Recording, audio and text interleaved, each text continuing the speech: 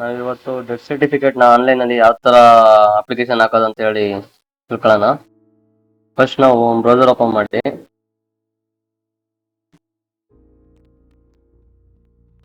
ಬ್ರೌಸರಲ್ಲಿ ಸೇವಾ ಸಿಂಧುನ ಸರ್ಚ್ ಮಾಡ್ಕೊಬೇಕು.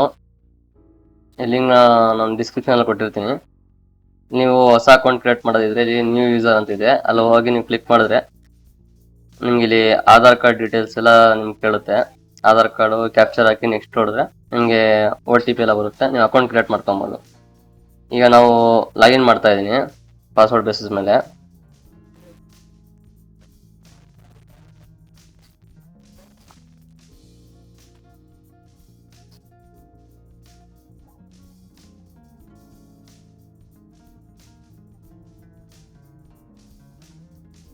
ಲಾಗಿನ್ ಆದ್ಮೇಲೆ ನೀವು ಇಲ್ಲಿ ಕಾಣ್ತಾ ಇರುವಂತ ಮ್ಯಾನೇಜ್ ಪ್ರೊಫೈಲ್ ಕೆಳಗಡೆ ಅಪ್ಲೈ ಫಾರ್ ಸರ್ವಿಸ್ ಮೇಲೆ ಕ್ಲಿಕ್ ಮಾಡಿದ್ರೆ ವ್ಯೂ ಆಲ್ ಅವೈಲೇಬಲ್ ಸರ್ವಿಸ್ ಅಂತ ಬರುತ್ತೆ, ಅದ್ರ ಮೇಲೆ ಕ್ಲಿಕ್ ಮಾಡಬೇಕು.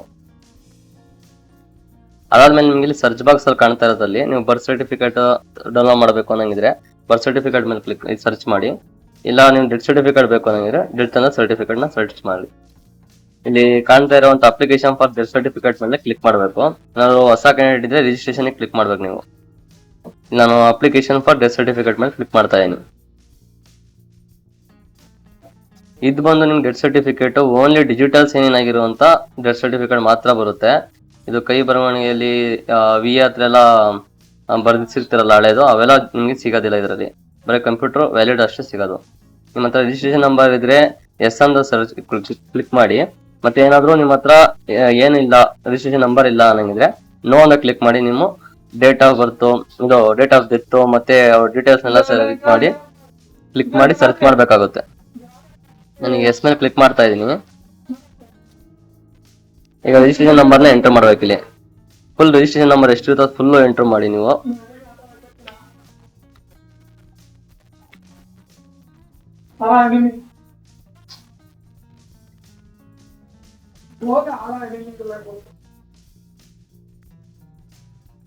ನೀವು ರಿಜಿಸ್ಟ್ರೇಷನ್ ನಂಬರ್ ಬಂದು ಫುಲ್ ನಿಮ್ಮ ಡೆತ್ ಸರ್ಟಿಫಿಕೇಟ್ ಅಲ್ಲಿ ಹಳೆ ಜೆರಾಕ್ಸ್ ಅಲ್ಲಿ ಎಷ್ಟಿರುತ್ತೋ ಫುಲ್ ಎಂಟ್ರಿ ಮಾಡಬೇಕಾಗುತ್ತೆ. ಇಲ್ಲಿ ಸರ್ಚ್ ಬಟನ್ ಮೇಲೆ ಕ್ಲಿಕ್ ಮಾಡಿ. ಸರ್ಚ್ ಬಟನ್ ಮೇಲೆ ಕ್ಲಿಕ್ ಮಾಡ್ತಾ ನಿಮ್ಗೆ ಇಲ್ಲಿ registration number, date of birth, date of death, name, ಅವ್ರ ಜೆಂಡರು, ಮತ್ತೆ ಅವ್ರ ತಂದೆ ತಾಯಿ ಹೆಸರು, ಇದನ್ನೆಲ್ಲ ಬರುತ್ತೆ. ನಿಮ್ಗೆ ಎಷ್ಟು ಕಾಪಿ ಬೇಕು ಅಂತೇಳಿ ಇಲ್ಲಿ ಶೋ ಆಗಿರುತ್ತೆ ನೋಡಿ, 1 ಕಾಪಿ ಅಂತೇಳಿ. ನೀವು ಇಲ್ಲಿ ಕಾಣ್ತಾ ಇರೋ ಕ್ಯಾಪ್ಚರ್ನ ಎಂಟರ್ ಮಾಡಿ ಇಲ್ಲಿ ಸಬ್ಮಿಟ್ ಬಟನ್ ಮೇಲೆ ಕ್ಲಿಕ್ ಮಾಡಬೇಕು. ಫಾರ್ಮ್ ಫಿಲ್ ಮಾಡಿರೋದೆಲ್ಲ ಇಲ್ಲಿ ಶೋ ಆಗ್ತಾ ಇರುತ್ತೆ ನೋಡಿ. ನೀವು ಫಸ್ಟ್ ಪೇಮೆಂಟ್ ಮಾಡಬೇಕಾಗುತ್ತೆ. ಇಲ್ಲಿ ಮೇಕ್ ಪೇಮೆಂಟ್ ಬಟನ್ ಮೇಲೆ ಕ್ಲಿಕ್ ಮಾಡಬೇಕು. ನೀವು ಇಲ್ಲಿ ರೆಫರೆನ್ಸ್ ನಂಬರ್ನ ಡ್ರಾಫ್ಟ್ ಕಾಪಿಯಲ್ಲಿ ಬಂದಿರುತ್ತೆ ನೋಡಿ. ರೆಫರೆನ್ಸ್ ನಂಬರ್ನ ನೀವು ಸೇವ್ ಮಾಡಿಕೊಂಡಿರಿ, ಇಲ್ಲ ಕಾಪಿ ಮಾಡ್ಕೊಂಡಿರಿ ರೆಫರೆನ್ಸ್ ನಂಬರ್ನ. ಮೇಕ್ ಪೇಮೆಂಟ್ ಮೇಲೆ ಕ್ಲಿಕ್ ಮಾಡಿ. ನೀವು ಯಾವ ತರ ಪೇಮೆಂಟ್ ಮಾಡ್ತಾ ಇದ್ದೀರಾ, ಪೇಟಿಎಂ ಇದ್ರೆ ಪೇಟಿಎಂ ಅಲ್ಲಿ ಮಾಡಬಹುದು. ನೀವು ಬಿಲ್ ಡೆಸ್ಕ್ ಅಲ್ಲಿ ಮಾಡಂಗಿದ್ರೆ ಬಿಲ್ ಡೆಸ್ಕ್ ಪೇಮೆಂಟ್ ಮಾಡಬಹುದು. ನಾನು ಇಲ್ಲಿ ಬಿಲ್ ಡೆಸ್ಕ್ ಮೇಲೆ ಕ್ಲಿಕ್ ಮಾಡ್ತಾ ಇದ್ದೀನಿ. ನಿಮ್ಗೆ ಎಷ್ಟು ಫೀಸ್ ಆಫ್ ಕಾಸ್ಟ್ ಬರುತ್ತೆ ನೋಡಿ, ಇಲ್ಲಿ ಡಿಸ್ಪ್ಲೇ ಆಗ್ತದೆ. ಅಪ್ಲಿಕೇಶನ್ ಫೀಸ್ ಇಷ್ಟು, ಟೋಟಲ್ ಅಮೌಂಟ್ ಫೀಸ್ ಬಂದು ನಿಮ್ಗೆ ಇಷ್ಟು ಇರುತ್ತೆ. ಇದನ್ನ ನೀವು ಪೇ ಮಾಡಬೇಕಾಗುತ್ತೆ. ಮೇಕ್ ಪೇಮೆಂಟ್ ಮೇಲೆ ಕ್ಲಿಕ್ ಮಾಡಿ. ಇಲ್ಲಿ ಇದೇನಾಗುತ್ತೆ, ರೀಡೈರೆಕ್ಟ್ ಆಗುತ್ತೆ ಬೇರೆ ಪೇಜ್ಗೆ. ನೀವು ಇಲ್ಲಿ ಬಂದು ನೀವು ಪೇಮೆಂಟ್ ಯಾವ ಮಾಡೆಲ್ ಮಾಡಬೇಕು ಅಂತೇಳಿ ಇಲ್ಲಿ ಸೆಲೆಕ್ಟ್ ಮಾಡಬೇಕಾಗುತ್ತೆ. ನೀವು ಸಪ್ರೇಟ್ ಆಪ್ಷನ್ ಇರುತ್ತೆ. ನೆಟ್ ಬ್ಯಾಂಕಿಂಗ್ ಥ್ರೂ ಮಾಡ್ತಾ ಇದ್ರಲ್ಲ, credit card, debit card through ಮಾಡ್ತಾ ಇದ್ದೀರಾ, ಇಲ್ಲಿ ಸೆಲೆಕ್ಟ್ ಮಾಡ್ಕೊಬೇಕು. ನಾನು ಇಲ್ಲಿ ಡೆಬಿಟ್ ಕಾರ್ಡ್ ಥ್ರೂ ಮಾಡ್ತಾ ಇದ್ದೀನಿ. CVV ಬಂದು ನಿಮ್ಗೆ ಕಾರ್ಡ್ ಹಿಂದ್ಗಡೆ ಡಿಸ್ಪ್ಲೇ ಆಗ್ತಾ ಇರುತ್ತೆ ನೋಡಿ, 3 ಡಿಜಿಟ್ ನಂಬರ್ ಇರುತ್ತೆ. ಎಂಟರ್ ಮಾಡಿ. ನಿಮ್ಮ ಕಾರ್ಡಲ್ಲಿ ನೇಮ್ ಯಾವ ತರ ಇದೆಯೋ ಆ ತರ ನೇಮ್ನ ಇಲ್ಲಿ ಎಂಟರ್ ಮಾಡಬೇಕಾಗುತ್ತೆ.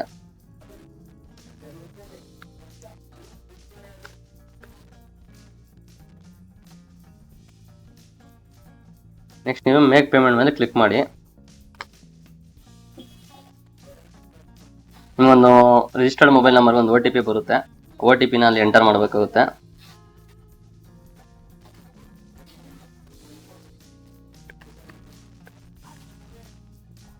ಮತ್ತೆ ಮೇಕ್ ಪೇಮೆಂಟ್ ಮೇಲೆ ಕ್ಲಿಕ್ ಮಾಡಿ. ನೀವು ವೆಯ್ಟ್ ಮಾಡಬೇಕಾಗುತ್ತೆ, ರಿಫ್ರೆಶ್ ಮಾಡೋ ಹಾಗಿಲ್ಲ. ನೀವು ಒಂದು ಸ್ವಲ್ಪ ವೆಯ್ಟ್ ಮಾಡಿ, ಅದು ರೀಡೈರೆಕ್ಟ್ ಆಗುತ್ತೆ ಮತ್ತೆ ನಿಮ್ಮ ಇದಕ್ಕೆ ಲಾಗಿನ್ಗೆ. ಸೀಸನ್ ಎಕ್ಸ್ಪೈರ್ಡ್ ಆಗಿದೆ, ಮತ್ತೆ ನೀವು ಇಲ್ಲಿ ಲಾಗಿನ್ ಮಾಡಿ.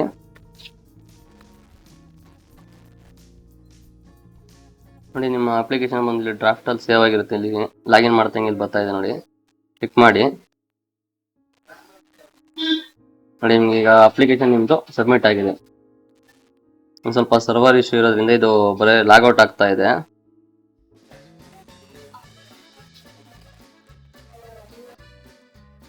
ನೋಡಿ, ನೀವು ಬಂದು ಇಲ್ಲಿ ಮತ್ತೆ ಅದನ್ನ ಕೆಳಗಡೆ ವ್ಯೂ ಸ್ಟೇಟಸ್ ಆಫ್ ಅಪ್ಲಿಕೇಶನ್ ಮೇಲೆ ಕ್ಲಿಕ್ ಮಾಡಿ ಟ್ರ್ಯಾಕ್ ಅಪ್ಲಿಕೇಶನ್ ಸ್ಟೇಟಸ್ ಅಂತ ಬರುತ್ತೆ. ನೀವು ಇಲ್ಲಿ ಡೇಟ್ ಬಂದು ಏನು ಸೆಲೆಕ್ಟ್ ಮಾಡಕ್ ಹೋಗ್ಬಿಡಿ. ಇವತ್ತು ಅಪ್ಲಿಕೇಶನ್ ಆಗ್ತಾ ಇದೆಯಲ್ಲ, ಇದೇ ಡೇಟ್ ಸೆಲೆಕ್ಟ್ ಆಗಿರುತ್ತೆ. ಜಸ್ಟ್ ನೀವು ಇಲ್ಲಿ ಗೆಟ್ ಡಾಟಾ ಮೇಲೆ ಕ್ಲಿಕ್ ಮಾಡಬೇಕಾಗಿರುತ್ತೆ. ನೋಡಿ, ನೀವು ಏನೇನು ಅಪ್ಲಿಕೇಶನ್ ಸಲ್ಲಿಸಿರ್ತೀರಾ ಎಲ್ಲ ಅಪ್ಲಿಕೇಶನ್ ಡೀಟೇಲ್ಸ್ ಬರುತ್ತೆ. ನೋಡಿ, ನೀವು ಸಲ್ಲಿಸಿರುವಂಥ ಅಪ್ಲಿಕೇಶನ್ ಫಾರ್ ಡೆತ್ ಸರ್ಟಿಫಿಕೇಟ್ ಇಲ್ಲಿ ಕೆಳಗಡೆ ಇದೆ. ಎಂಡರ್ ಪ್ರೋಸೆಸ್ ಮೇಲೆ ಕ್ಲಿಕ್ ಮಾಡಬೇಕಾಗುತ್ತೆ. ನೀವು ಅಪ್ರೂವ್ ಮಾಡಿ ನಿಮ್ಗೆ ಡೆತ್ ಸರ್ಟಿಫಿಕೇಟ್ ಇಲ್ಲಿ ಡೌನ್ಲೋಡ್ ಆಪ್ಷನ್ ಕೊಡ್ತಾನೆ. ಈಗ ನಮ್ಮ ಟೈಮ್ ಒಂದು 1:41. ನಿಮ್ಗೆ 1 hour ಅಲ್ಲಿ ಡೆತ್ ಸರ್ಟಿಫಿಕೇಟ್ ಇಶ್ಯೂ ಆಗೋ ಚಾನ್ಸಸ್ ಇರುತ್ತೆ. ಫ್ರೆಂಡ್ಸ್, ಈಗ ಬಂದು 1:51 ಟೈಮು. ಅವಾಗಲೇ ಒಂದು 10 ನಿಮಿಷ ಆಗಿದೆ. ಮತ್ತೆ ಲಾಗಿನ್ ಮಾಡಿ ಕನ್ಫರ್ಮ್ ಮಾಡ್ಕೊಳ್ಳೋಣ. ಡೆತ್ ಸರ್ಟಿಫಿಕೇಟ್ ಬಂದು ಒಂದು 1.5 hour 2 hour ನಮಗೆ ಡೆಲಿವರ್ಡ್ ಆಗುತ್ತೆ.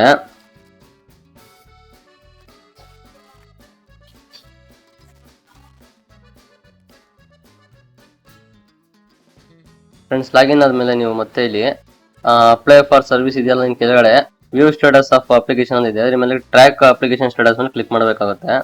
ನೀವು ಕ್ಲಿಕ್ ಮಾಡ್ತಿದ್ದಂಗೆ ಡೇಟ್ಸ್ ಎಲ್ಲ ಅದೇ ಸೆಲೆಕ್ಟ್ ಆಗಿರುತ್ತೆ. ಜಸ್ಟ್ ಇಲ್ಲಿ ಗೆಟ್ ಡಾಟಾ ಮೇಲೆ ಕ್ಲಿಕ್ ಮಾಡಿ. ಅದಾದ್ಮೇಲೆ ನೋಡಿ, ಇಲ್ಲಿ ಮೇಲ್ಗಡೆ ಬಂದಿದೆ ನೋಡಿ ಅಪ್ಲಿಕೇಶನ್ ಫಾರ್ ಡೆತ್ ಸರ್ಟಿಫಿಕೇಟ್ ಅಂತ. ನೀವು ಇಲ್ಲಿ ಡೆಲಿವರ್ಡ್ ಅಂತ ಬಂದಿದೆ ನೋಡಿ. ಆಗ್ಲೇ ಅಂಡರ್ ಪ್ರೊಸೆಸ್ ಅಂತ ಇತ್ತು, ಈಗ ಡೆಲಿವರ್ಡ್ ಅಂತ ಬಂದಿದೆ. ಇದ್ರ ಮೇಲೆ ಕ್ಲಿಕ್ ಮಾಡಿ. ನೋಡಿ, ಇಲ್ಲಿ ನಿಮಗೆ ಲಾಸ್ಟ್ ಅಲ್ಲಿ ತೋರಿಸ್ತಾ ಇದೆ ನೋಡಿ, issue of documents output certificate ಮೇಲೆ ನೀವು ಕ್ಲಿಕ್ ಮಾಡಬೇಕಾಗುತ್ತೆ.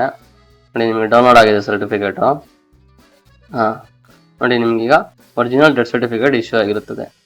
ಈ ಡೆತ್ ಸರ್ಟಿಫಿಕೇಟ್ನ ನೀವು ಪ್ರಿಂಟ್ ಔಟ್ ತೆಗೆದು ಕಸ್ಟಮರಿಗೆ ಕೊಡ್ಬೋದು. Thank you friends.